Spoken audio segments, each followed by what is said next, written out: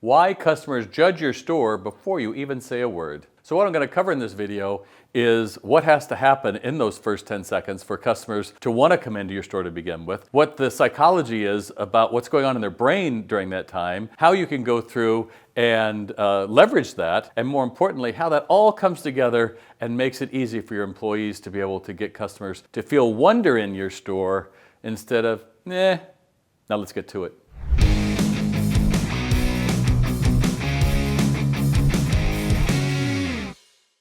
The truth is, customers judge your store before they even come in, or even within that first 10 seconds, because they either feel welcomed and a brain switch turns on that lets them want to come in and browse, or it flips off and says, I don't think so. Why does that happen? Well, it's real simple. You know, there are 3 stages to the buying brain, and I'm going to unpack those for you right now. But when we walk into a store, why do we walk into a store to begin with? Because I want to be the hero. I want to feel confident. I want to feel better about myself. I want my kids to live a better life. I want my 60 hours a week I'm working at a side hustle and 3 other jobs to mean something. I want to be able to feel confident. That's really what it is. And retail stores are where we find the answer to one question, which is, what's new? So those 2 things lead us up. That's why we're willing to maybe look at an iPad the night before, see what you have. We might go through and decide to leave, our stay-at-home work or get off work early, and we're going to get in our car or take the subway or the train. We're going to try to find a place to park. We're going to walk in and roll the dice that someone's going to be nice to us. And so as we walk in, the brain is searching. It's not searching merchandise.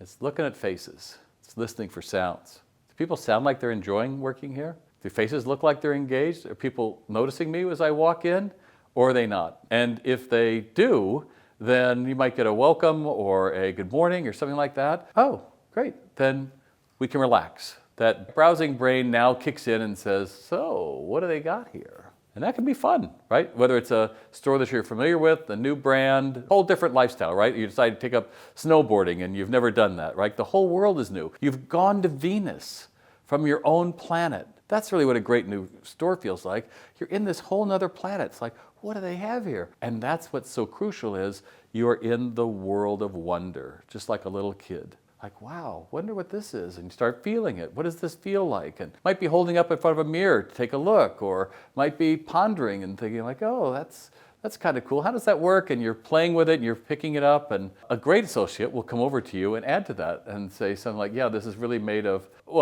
a quick story. So a great example of that is I was in Bloomingdale's and I was walking by this sweater, and it was a fairly heavy, kind of a cable knit sweater. And as I picked it up and I'm feeling it, and he goes, you want to see something cool? Perfect for the Wonder Brain. Wonder Brain's like, yes, I do. He pulls out a black light and he writes across. He goes, it changes color with light. I'm like, no way. And he clicks on and it turns pink. He writes my name. What's your name, Bob? Across the front. I'm like, that's too cool. He goes, it's also made from recycled bottles. It's an amazing brand out of Italy. You should try it on. I go, I'll think about it. And he goes, all right, I only get 1 large in the whole company, comes into our store. We're the flagship. It's like, okay. And I'm looking around the rest of the store. I'm still in wonder. And come back. Still have that light? Yeah, the fitting room's right over here. I was in wonder. He gave me permission to feel wonder. He felt wonder. I've said this in other videos.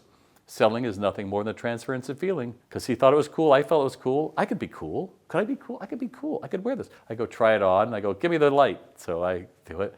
And I was like, I think I could buy this. Wonderful. An untrained salesperson, while I'm in wonder, would have just walked up. Can I help you? Whoa.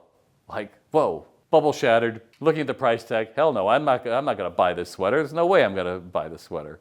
And I would have said, nope, just looking. That's the difference. Either your intention is keep them in wonder, kind of like a bubble, right? Your goal is keep that bubble in the air. How do I keep the bubble in the air? Or it's to just do the same thing that you always do. Can I help you find something? No, just looking. Well, I'll be over here. Let me know if you did anything. Which is pretty much a really dismissive way of saying you're not enough, okay? Because the reality is, conversion rate in a retail store is about 13 to 15%. That means 85% of people walked in the door and didn't buy anything.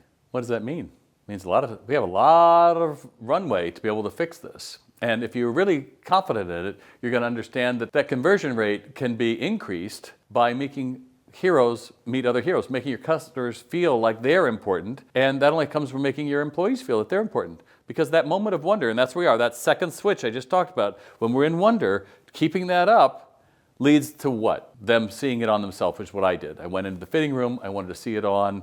That means I'm taking ownership. I see it. So whether you're selling power tools, you're selling a fancy couch, you're selling a custom artwork, doesn't matter. They're seeing it in their home. That's exciting. Now you have to help them get over that last little bit, which is usually the price tag, or for like custom furniture, it might take 3 months to get this. How do I know if I'm going to like it? That's the whole goal, is to get them to continue to see yes in wonder. How is it going to feel when you're sitting down at Thanksgiving and your brand new dinette set? How is it going to feel when you walk in with this brand new suit and you propose to your spouse? Whatever it's going to be, you're keeping them in wonder. But what do we usually do? Like, I can give you 20% off if you open a credit card this week.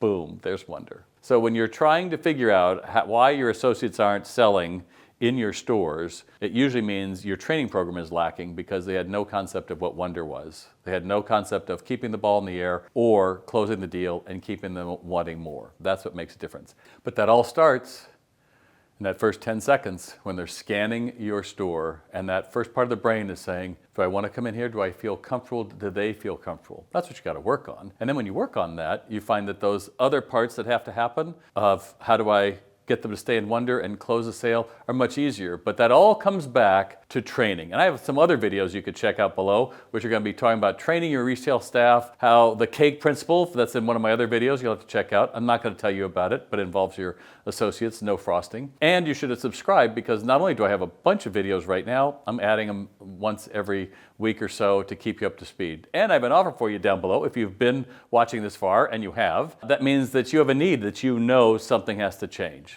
And as they say, that's the first part of acknowledging the problem. So if you have a store that sells over $1 million a year, then right down below you can schedule a strategy session with me, where in 15 minutes we'll find out if it's a fit to work with me, or if nothing else, get clear on what the next step you need to take to increase your brick and mortar sales. And if you don't sell that much, well, you know what? Take a look at these videos, check out some of my books, but the goal still comes down to, you have to look at learning as something we do, not something we did. And with that, that's what you're going to end up finding, that your customers want to give you business. Just make sure you're not getting in the way of it. I'm Bob Phibbs, the Retail Doc, out.